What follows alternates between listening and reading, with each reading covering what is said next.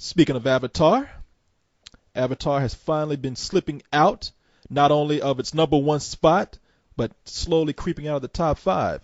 It is now at number four, and it brought in $22 million this weekend.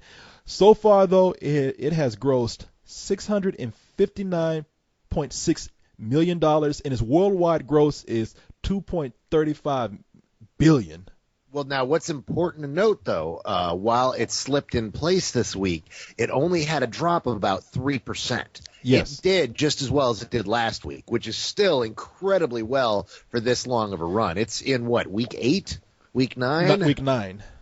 And to still be not only in the top 5, but to still be pulling down $22 million in a weekend where it's not far behind the number 3 and number 2 movies.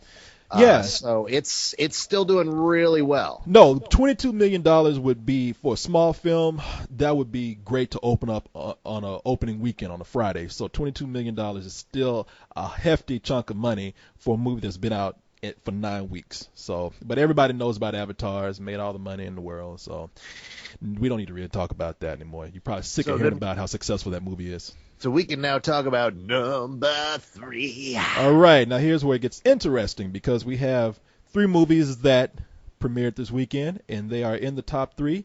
2 of them very close. And as of Friday, you couldn't tell which one was going to be in second or third place. But as of right now, it's worked out this way. Number 3 is The Wolfman. The Wolfman. The Wolfman brought in $30.6 million on its opening weekend.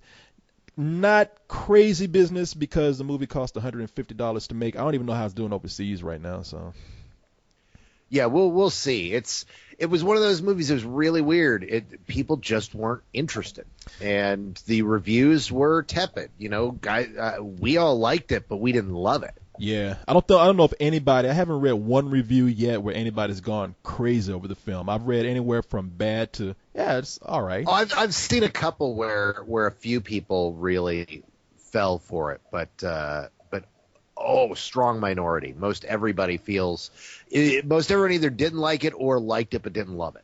Yeah, a lot of your more mainstream reviewers really didn't care for it, and some of your smaller people liked it. But yeah, you're right. It probably maybe. I haven't read any, but I'm sure that there's always going to be somebody who loves something out there, and the Wolfman is no different. White. Like what? Like that guy Armand White. Oh, is that a critic? Yeah, he's a guy who's well known for being a contrarian. Oh, Jesus. He goes.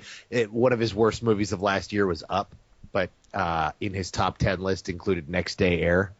Okay, see, that's a guy. I probably have read this guy before and just refused. You'd punch this guy in the face, man. You hate this guy. Jesus, why could you not really hate a guy like that? Somebody who's very transparent about trying to be contrary. Fuck that dude, man. Anyway, let's go to number 2. Now, what was the number on that? It was $30.6 million.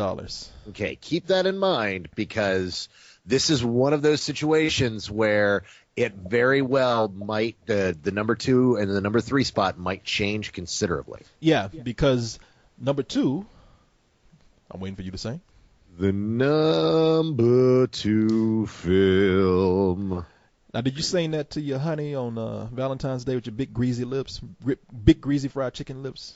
Why would I sing to her about going number 2? I don't know. Maybe you had to in the middle of dinner. Really? Did I marry a German woman? Do you think we're making shots of films in here? I didn't say you were going to take a number 2 on her. I just said, I figured, hey, you want to get up and go take a shit, and you want to do it in a nice romantic way. You're like, baby, I got a number 2, but not and on you. I'm going to give you a rolling brownout.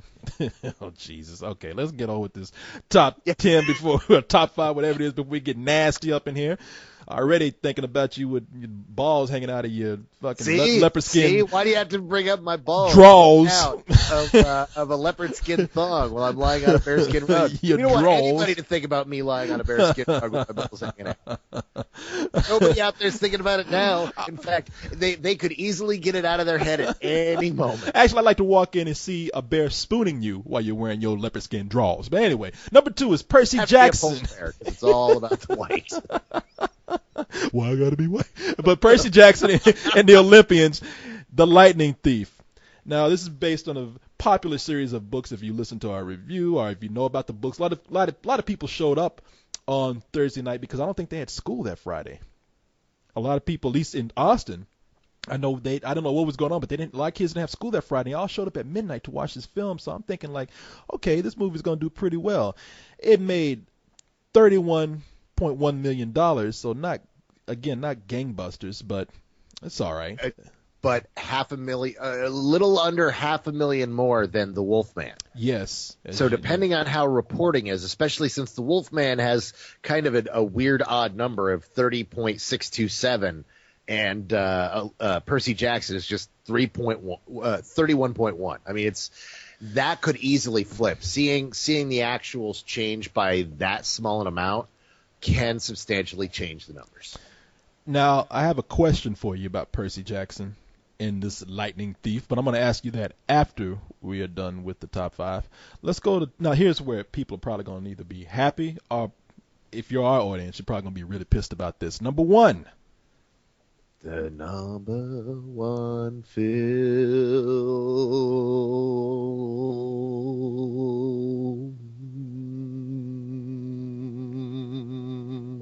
No, I was waiting to see just how long you ride this out. I was waiting until you lose your breath and just. I could have taken that much longer, but really, we don't. I kind of have the lung power to carry that note for a while. I was fucking listen to that shit. I was just picturing you turning blue.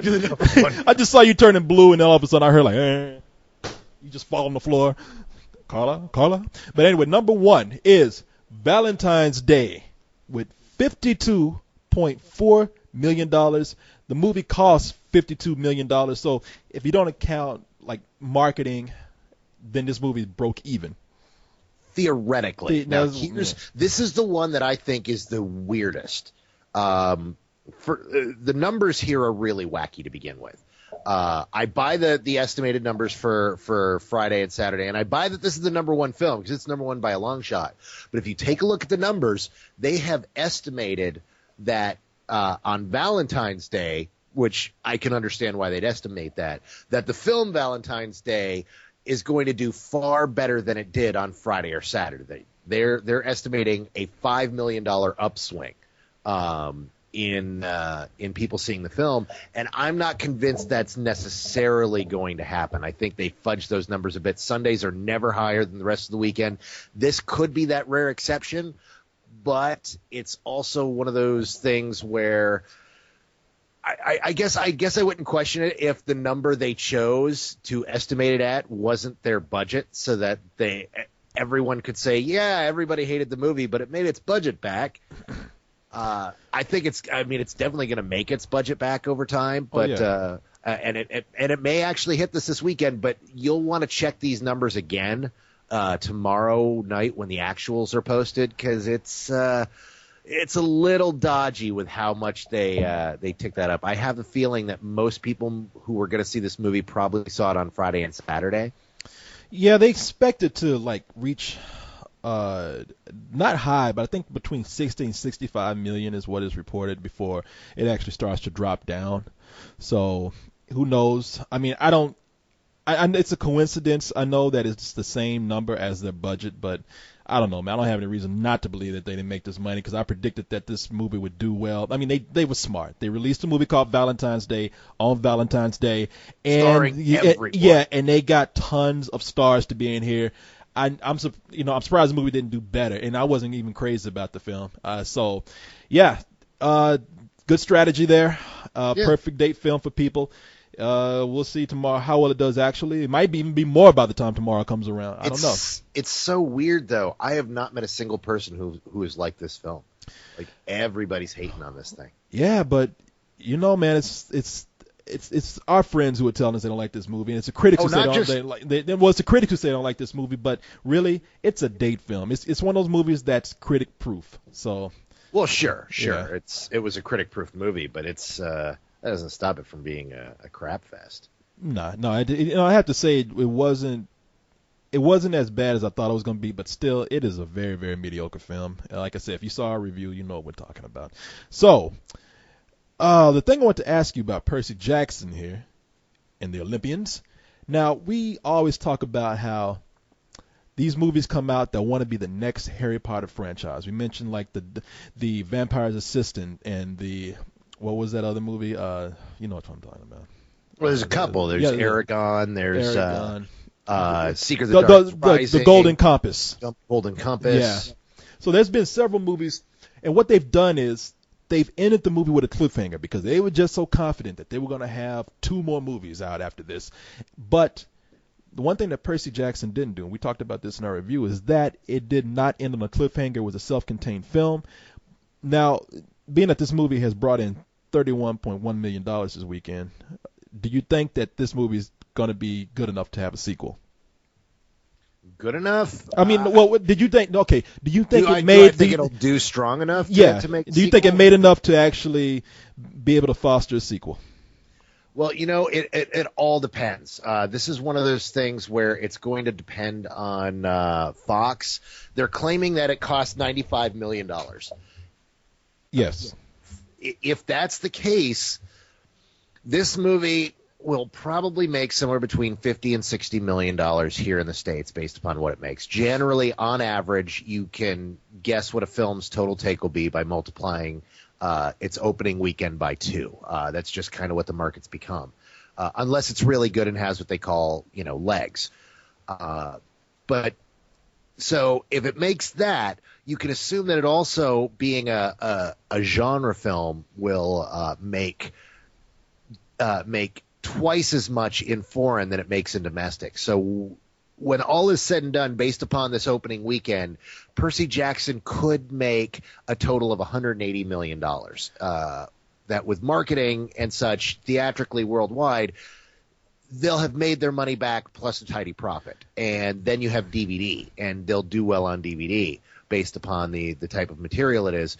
So it's entirely possible that, being Fox, if this profits at all, we probably will see a sequel, unless people really hated it, which they didn't. Everyone was just kind of like, on it. Yeah, I think this is that kind of movie where it could have a sequel. I mean, because a lot of people, they look at box office numbers. I mean, a movie can even do well on DVD, but it's that box office performance that they want to have decide whether the movie merits a sequel or not.